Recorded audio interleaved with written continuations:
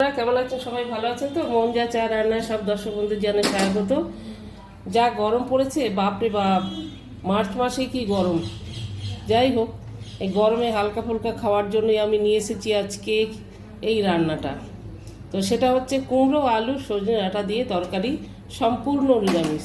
তো সঙ্গে থাকুন বন্ধুরা। কড়াতে দিয়ে দিলাম সর্ষের তেল। সবজিটা রান্না করার জন্য আমি দিয়ে দেবো হাফ চামচ পাঁচফোড়ন, দুটো শুকনো লঙ্কা। পাঁচফোড়নের বদলে আপনারা কালো জিরেও দিতে পারেন।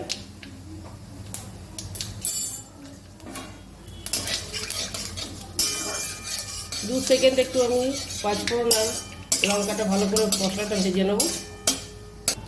যারা আমার দর্শক বন্ধুরা আপনারা পাঁচফোড়ন পছন্দ করেন না, এর মধ্যে আপনারা জিরে ফোড়নও দিতে পারেন, চায় কালো জিরেও দিতে পারেন।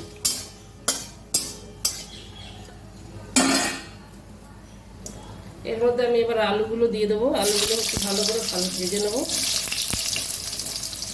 একটা আলু দিয়েছি, আলুটা আমি কম দিয়েছি, ডাঁটাটা বেশি দিয়েছি।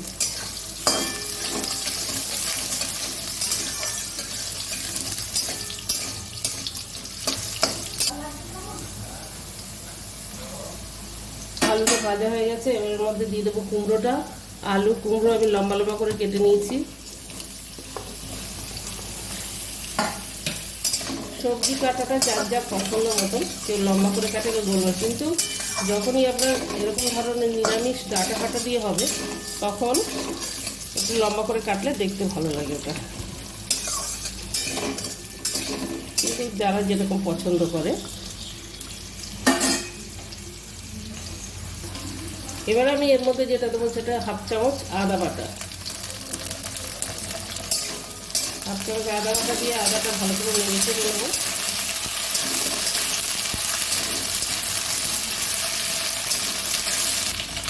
সামান্য দিয়ে দেবো হিঙের গুঁড়ো।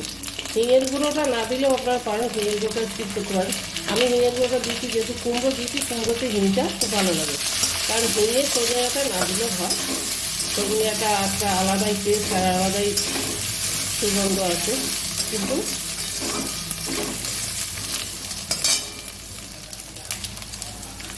এবার আমি ডাঁটাগুলো দিয়ে দিলাম। ডাঁটাগুলো দিয়ে ভালো করে নাড়াচাড়া করে নেব।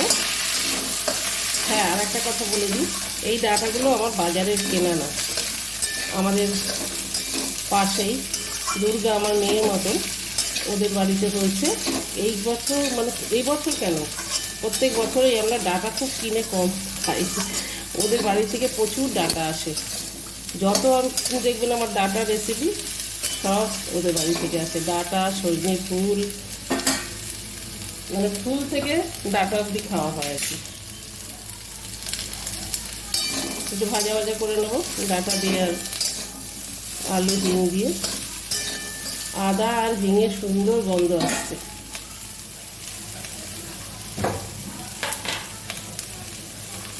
এবার আমি এর মধ্যে একে একে সব দিয়ে দেবো। দিয়ে দিলাম হাফ চামচ হলুদ,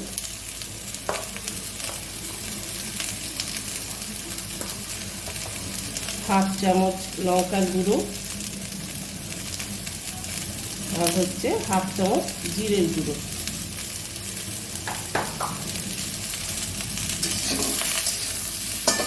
আপনারা লঙ্কার গুঁড়োর বদলে চাইলে কাঁচা লঙ্কা বেটে দিতে পারেন।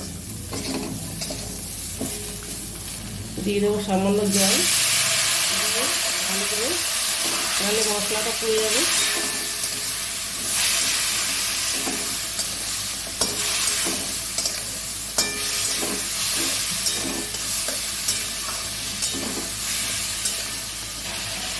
এবার দিয়ে দেবো স্বাদ মতো নুন।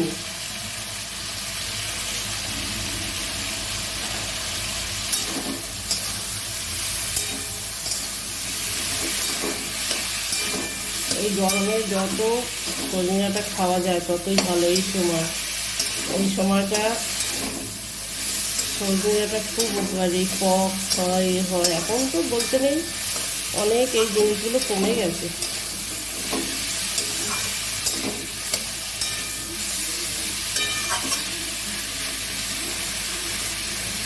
কষা হয়ে গেছে, পরিমাণ মতন জল দিয়ে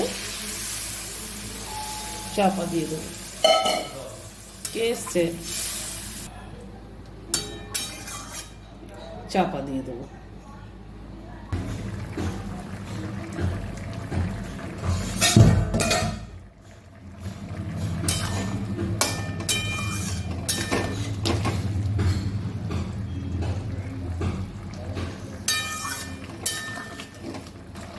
এর মধ্যে আমি একটু মিষ্টি দিয়ে দেবো, মানে চিনি দিয়ে দেবো। কুমড়ো যেহেতু একটু মিষ্টি দিতেই হবে, নিরামিষ তরকারিতে একটু মিষ্টি দিতেই হয়, নাহলে আমি তো মিষ্টি দিতেই চাই না।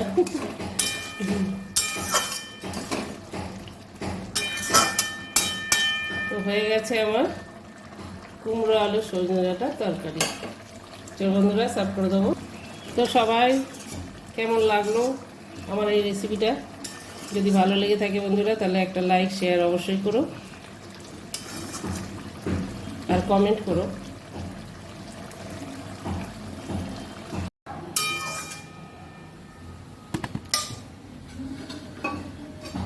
তো বন্ধুরা, কেমন লাগলো আমার এই সজনে ডাঁটা কুমড়ো আলুর তরকারিটা? যদি ভালো লেগে থাকে ছোট করে একটা কমেন্ট করে দিও, আর একটা লাইক করে দিও, আর শেয়ার করো। আর যারা যারা আমার বন্ধুরা নতুন আমার চ্যানেলে, তারা সাবস্ক্রাইব করে দিও। আর সবাই এইভাবে গরম গরম বানাও বাড়িতে, আর গরম ভাতের সঙ্গে সার্ভ করো। গরম তরকারি, গরম ভাত আর গরম কাল, কেমন জমে যাবে বলো? একদম হালকা ফুলকা, এত গরমে হালকা খাওয়াই ভালো।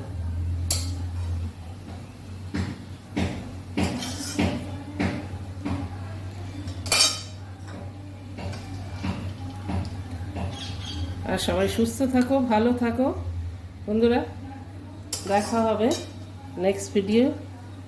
ততক্ষণের জন্য বাই, টাটা, বাই, টাটা।